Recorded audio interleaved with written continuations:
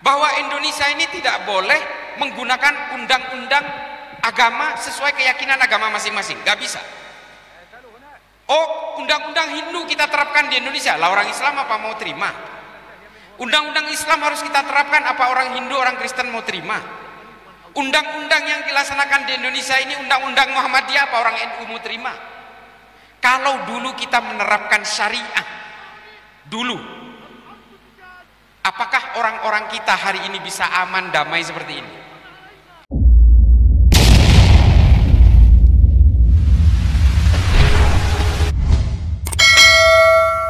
Kenapa sih di Somalia itu kok sesama Islam pun kok berperang terus sampai hari ini di Somalia? Somalia ini satu negara Wahabi semua, Pak. Satu negara Wahabi semua. Ulama-ulamanya kalau nggak lulusan Mekah, lulusan Madinah.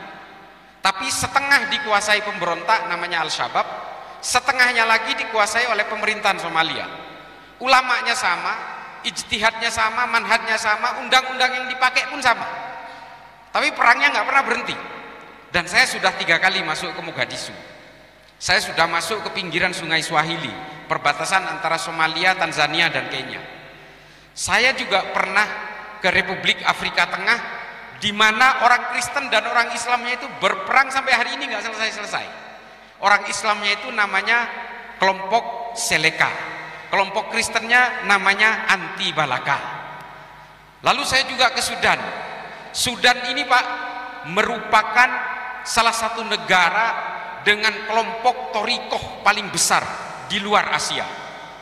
Semua torikoh hidup, tapi kemudian ada salah satu pemuka torikoh, Cepon Reng Madura. Nah ini kan beda Madura, nah, ada Maduranya, Trekat Cepon. Atau kalau sekarang mungkin Jamiah Zikir. Ini kelompok torikohnya paling hidup di Sudan. Lalu kemudian ada satu ulama pemuka torikoh namanya Hasan Turabi. Ini orang-orang tasawuf, orang torikoh, tapi kemudian dia itu bersekolah ke Sorbonne, ke Perancis. Dia orang moderat. Kemudian dia sekolah ke Inggris, pulang-pulang bawa Wahabi, Pak. Nah nanti saya ceritakan apa sih benda ini, Wahabi ini apa sih sebenarnya, kenapa sih kemudian lahir. Nah ini kemudian berhasil mengubah Sudan menggunakan undang-undang yang tadinya undang-undang yang menurut mereka buatan manusia, kemudian dirubah menjadi hukum hudud. Jadi kalau nyolong, potong tangan kanannya, nyolong lagi, potong tangan kirinya, nyolong lagi, potong kaki kanannya, nyolong lagi, potong kaki kirinya. Yang kemudian undang-undang ini diterapkan di Sudan tahun 83 di bawah Presiden Ja'far Numeir. Apa kemudian akibatnya bagi Sudan? Sudan menjadi pengekspor pengemis bertangan buntung terbesar di dunia. Karena apa? Rakyatnya masih melarat, tapi undang-undangnya keras seperti itu. Akhirnya yang terjadi apa? Orang nyolong sendal dipotong, orang korupsi dipotong tangannya, orang nyolong mobil dipotong tangannya. Nah ini kemudian akhirnya yang melahirkan orang-orang cacat, sampai Sudan itu kehilangan satu generasi produktif karena semuanya cacat. Mana bilai potong, kalau sudah dipotong tangannya kan nggak bisa nyetir truk, Pak, nggak bisa jadi supir angkot. Akhirnya apa? Kalau bapak-bapak, ibu-ibu sekalian yang pernah ke Mekah atau ke Madinah atau di Mekah lah, itu yang di pinggiran Jiyad atau Misfalah yang pengemis berjejer bertangan buntung itu dari Sudan semua itu. Akibat apa? Akibat orang-orang lapar yang menggunakan hukum yang konon buatan Allah, tapi hukumnya keras sekeras-kerasnya, yang akhirnya melahirkan orang-orang cacat.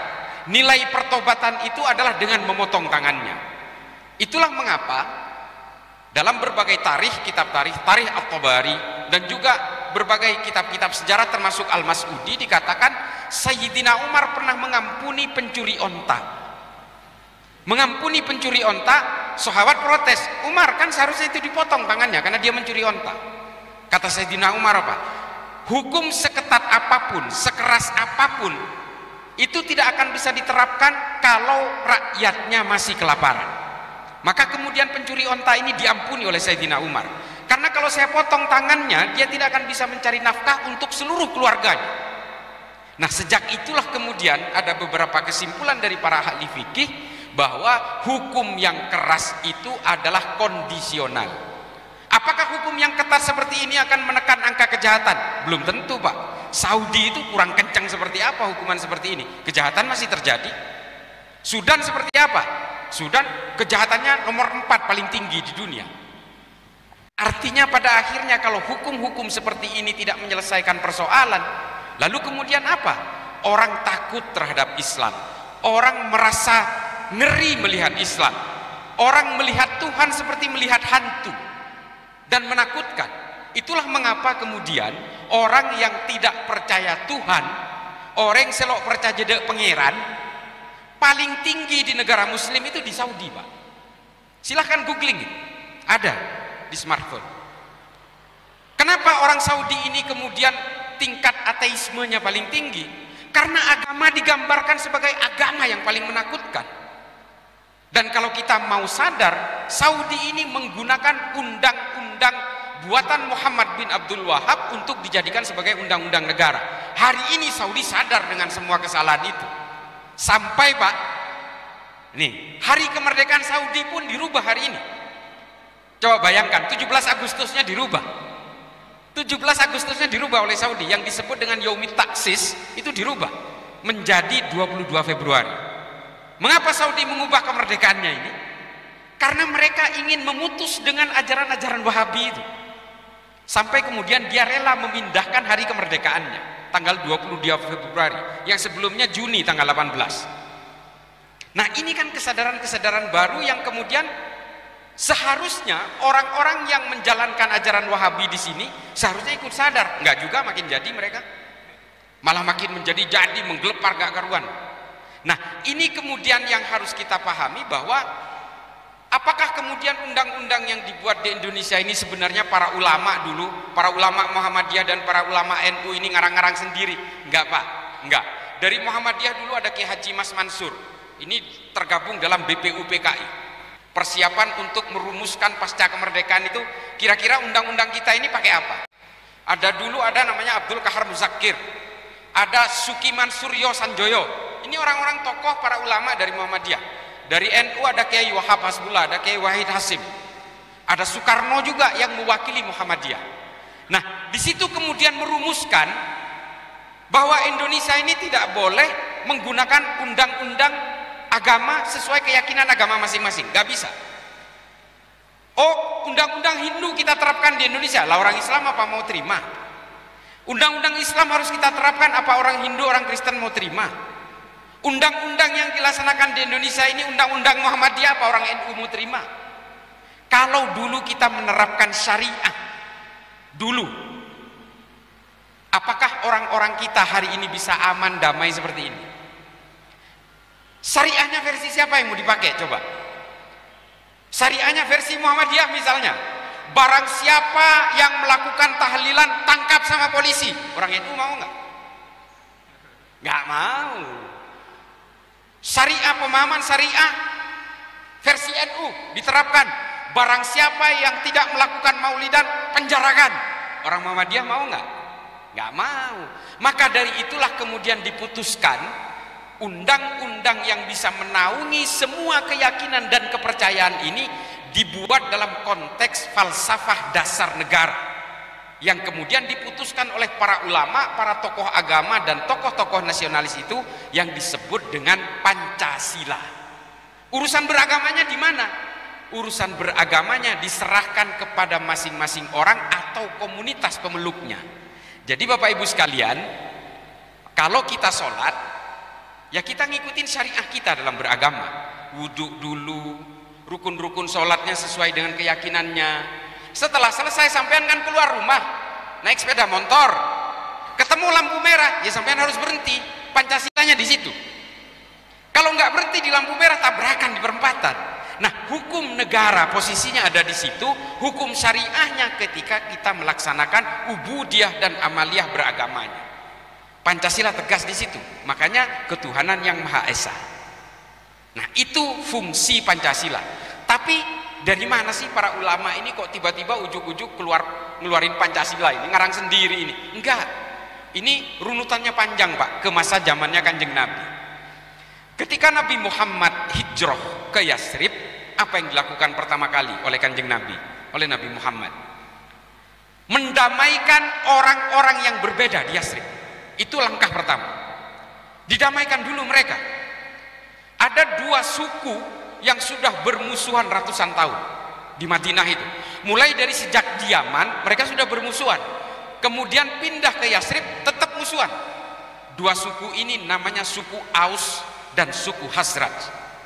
Ini kemudian didamaikan oleh Kanjeng Nabi. Ini nggak bisa didiamkan ini. Lalu kemudian didamaikanlah mereka. Yang kedua adalah orang Yahudi dan orang Kristen didamaikan oleh Kanjeng Nabi. Ini kitab sejarah nulis semua.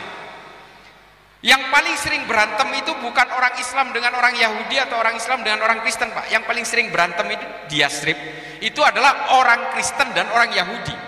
Mereka berebut untuk menjadi pemungut pajak dari kerajaan Persia. Karena sebelum Rasulullah hijrah ke Madinah itu, Yasrib masih dalam kekuasaan kerajaan Sasanian dari Persia. Mereka ini selalu berantem karena gini, barang siapa yang bisa memungut pajak, dia akan menjadi orang yang kaya, kelompok yang kaya.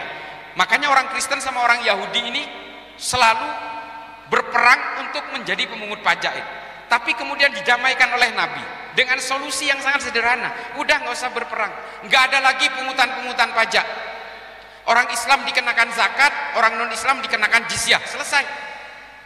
Dengan entitasnya masing-masing. Lalu kemudian apa yang didamaikan oleh Nabi? Pribumi dan pendatang. Yang kemudian kita kenal dengan kaum Muhajirin dan kaum Ansor. Ini adalah upaya Nabi untuk mendamaikan pendatang dan juga pribumi di situ. Nah, lalu untuk mengikatnya ini menggunakan apa Kanjeng Nabi? Ini kan tetap berbeda-beda tapi sudah berdamai ini.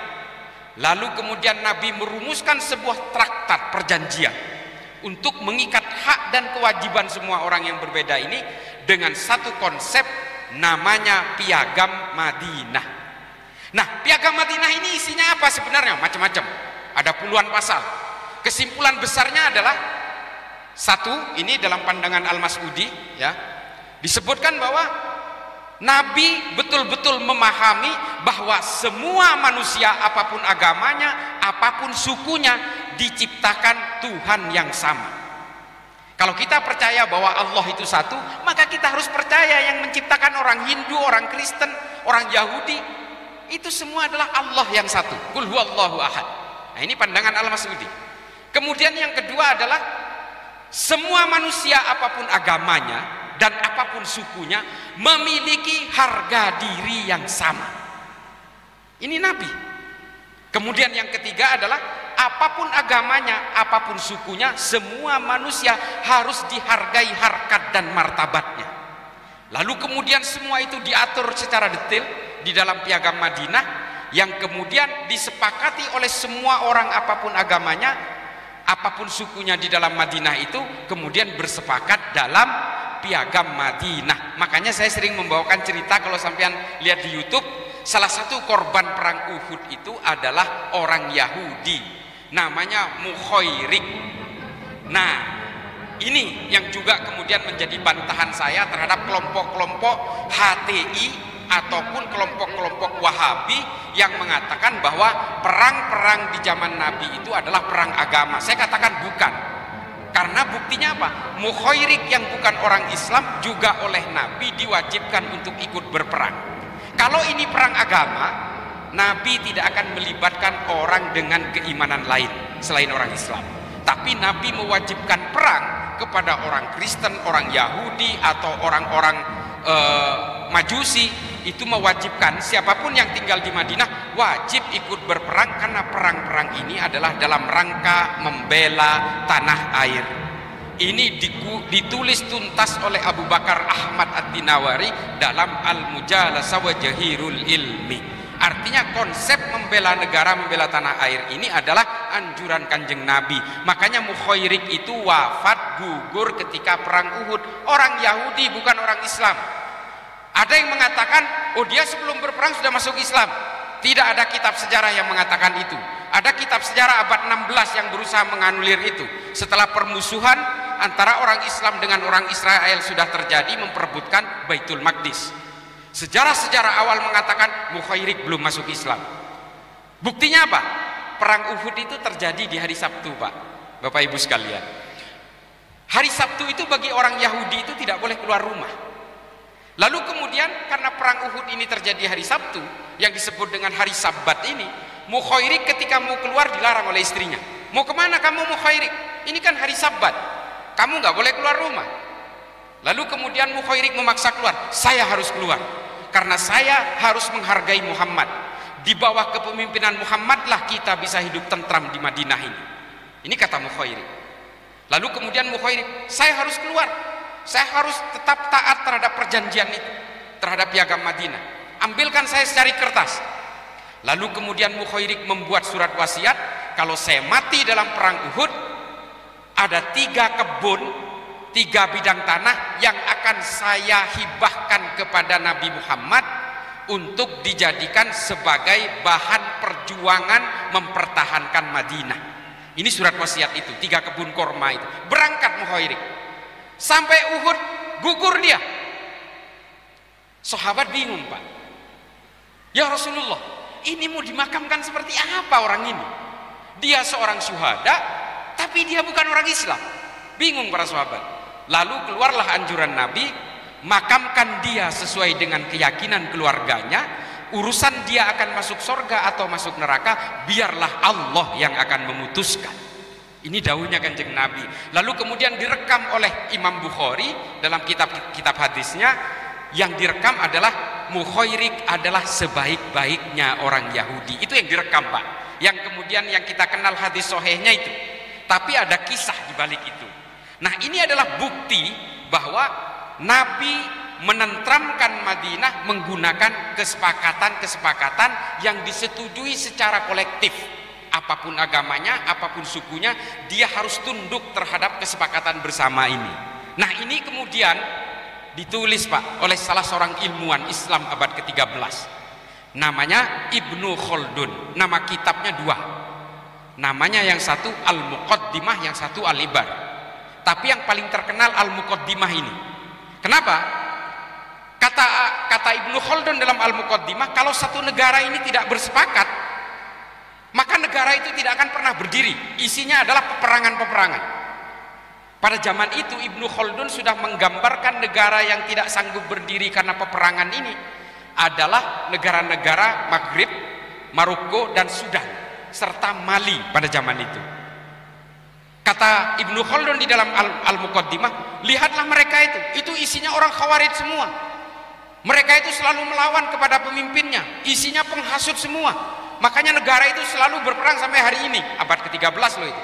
Dan itu mereka sampai sekarang masih berperang, Mali sama Sudan itu. Nah, konsep kesepakatan bersama ini yang oleh Ibnu Khaldun disebut sebagai sistem politik pemerintahan al-asobiyah, kesepakatan bersama secara sosial, secara politik. Artinya kalau negara itu tidak bersepakat antara pemimpin dengan rakyatnya, rakyat menyetujui pemimpinnya, negara tidak akan berdiri, Pak. Nah, inilah cikal bakal Pancasila itu. Jadi Pancasila itu adalah al-asobiyah dan sama persis dengan kesepakatan bersama yang dibuat oleh Kanjeng Nabi dengan Piagam Madinah. Inilah dasar para ulama dari NU, Muhammadiyah, Al-Irsyad, Al-Khairat dan sebagainya itu, beserta tokoh agama lain dari Hindu, Buddha, Kristen dan tokoh nasionalis, kemudian bersepakat bahwa kita harus menggunakan rujukan yang bisa menaungi semua orang, apapun agamanya, apapun sukunya.